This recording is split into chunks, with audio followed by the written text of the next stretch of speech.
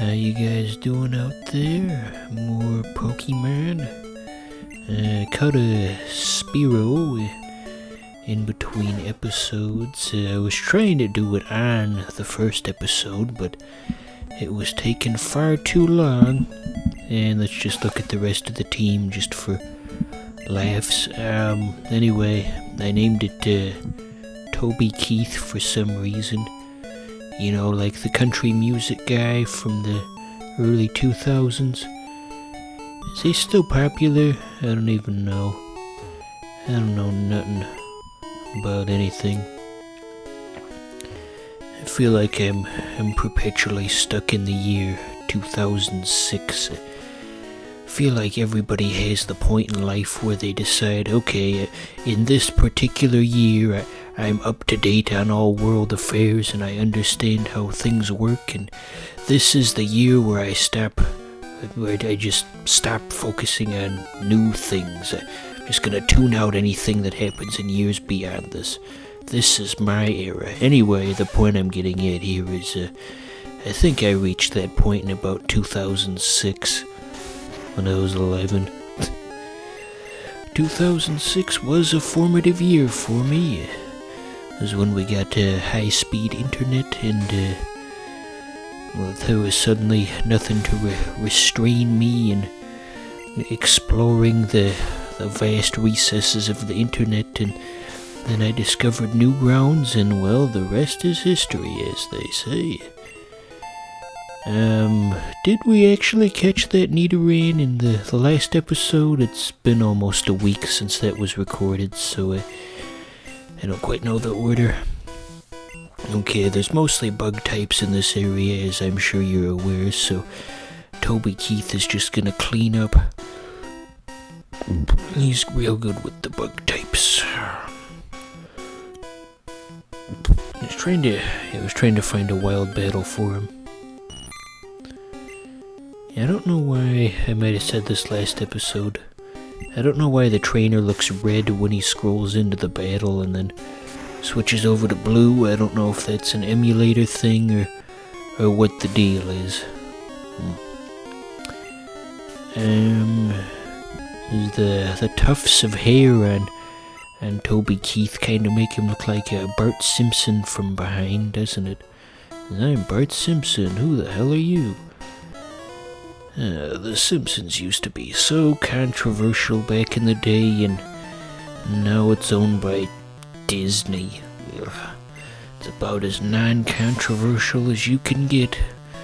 It's all soft and inoffensive. It's a damn shame. Why can't cool and interesting things stay? Yeah, the music kinda hiccuped there for a second.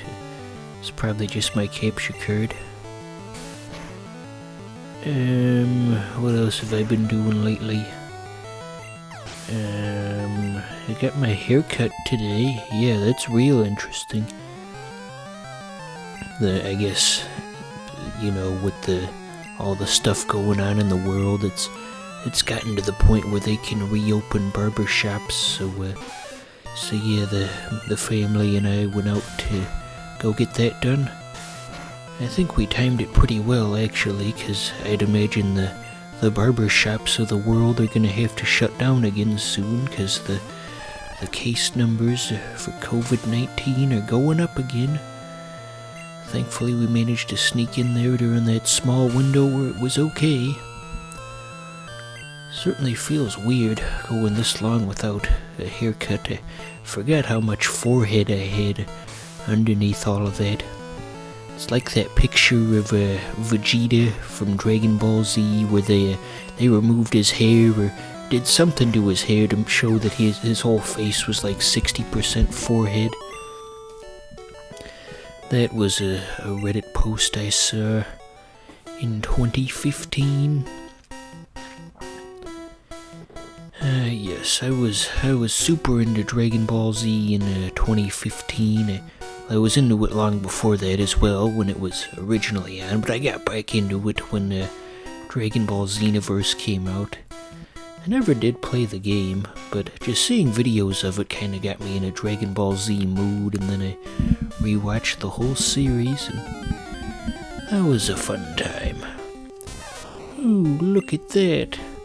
It's everyone's favorite mascot. I don't think we have any Pokeballs, so I guess we're just not gonna bother. Ooh, Squirtle was a bad choice. Milk was a bad choice, as Ron Burgundy says. You think they'll ever make Anchorman 3? I'm probably sitting there thinking, oh, why is he talking about Anchorman? Why can't he talk about Pokemon? I only want him to point out the things that I already know on screen. I just want very simple observations that don't need to be said. I feel like your average Let's Play fan just basically wants, okay, we're walking through the grass, now we're going down, continuing to go down, now slightly to the left, now up, and then that, still walking through the grass. Yeah, they want 10 minutes of that every day. I say, fuck you, typical Let's Play fans, you've got shit taste and I'm not gonna cater to it. Okay, yeah, that is indeed a trainer.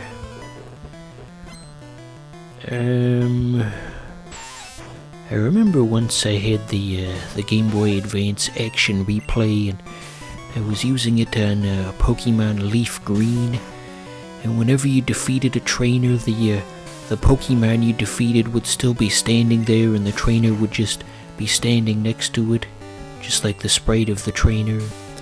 I always found that odd. I bet you that's from some kind of technical limitation, because the Action Replay can only do so much. It can only take stuff that's already in the game. It can't create new things. As with Pokemon, the sprites from previous games are already there to set up for trades, and that's how Action Replays are able to get you access to Pokemon that aren't otherwise in the game. Gosh, when I got my first Action Replay when I was like 8 or 9 years old, that was so goddamn exciting. It was like magic. You could just pick what Pokemon you wanted from a menu, and if you wanted, you could pick Pokemon that weren't even in the freaking game. God, I first learned about an Action Replay from a friend who had it, and the whole thing just seems so magical. It's the idea that you could basically just create your own Pokemon and just live outside the rules of the game. Okay, so I believe we're still on the same route as we were before, so that patch of grass probably wouldn't have any unique Pokemon in it, so no need to stop there. There's Jigglypuff. It says poo poo. Isn't that funny? Jigglypuff's famous catchphrase. And I accidentally talked to it twice, cause input lag and the crappy TV and all that. I'm starting to wonder if it would actually be faster to just play it directly in the capture window, if it would be less laggy that way. Someday I'm gonna try that, if I remember. Can't go over here because this is the trading room, and we ain't got no friends, so that's out of the question. What? Wow, he said all of that stuff out loud in his phone conversation? That seems kinda irresponsible. So this is the Brocktown, I believe. We've got the water starter though, so it shouldn't be too big of an issue. Yeah, that's alluding to something further in the game, where you can buy a Magikarp. But that's totally unnecessary, because Magikarps are already available for catch at just about any spot in the game. Oh, Magikarp. They should put Magikarp in Smash Bros. I'd be down for that. Just imagine. I've got all the cool ideas for Smash Bros, but nobody listens to me. They they could have a DLC Season 3, if they do a Season 3, because they each have 5 characters, so they could have Magikarp, and then they could have Bad Mr. Frosty from Clay Fighter, and then Duke Nukem, and then lots of people want Dante from Devil May Cry, so you gotta put him in there. And then you gotta have Geno, of course. I've never actually gotten far enough in Mario RPG to get to the part with Geno, but lots of people want him, so I assume there's something to that character. Okay, how do we want to do this? We could put Squirtle first, but I guess if we do it this way, we can get better experience. Notice how in this sprite he's wearing a hat, and in his world sprite he was not wearing a hat. He had like a Clark Kent hair swirl. Speaking of Clark Kent, did you guys ever see that Superman movie that came out in 2006? I couldn't tell you the name of it, but I saw part of it on TV like 2 years ago, and it was actually a pretty good movie. I was surprised. I mean, I wasn't so interested in the superhero type stuff. I mean, that's been done to death, but I liked the subplot with how Lois Lane was romantically involved with another guy at the workplace, and there wasn't anything he could do about it, and like he'd fly over their house and use his X-ray vision to watch them, and he'd get all sad, and that was a far more interesting subplot than just overall plot than anything else in the movie. I think that movie had Kevin Spacey in it. I guess you could say it doesn't hold up well in that regard. Makes you wonder what future movies are gonna age poorly because one of the actors has some kind of horrible secret that's gonna be revealed someday. It's gonna happen eventually. These days especially, it's all out in the open. Sandshrew's sprite certainly looks different in this than it looked in other Pokemon games, doesn't it? Hardly even recognizable. It's like a bootleg. It's like some kind of cheap toy you'd get in a claw machine. Fuck me. Like, you know what I'm talking about. Like, I remember when the Finding Nemo sequel was in theaters.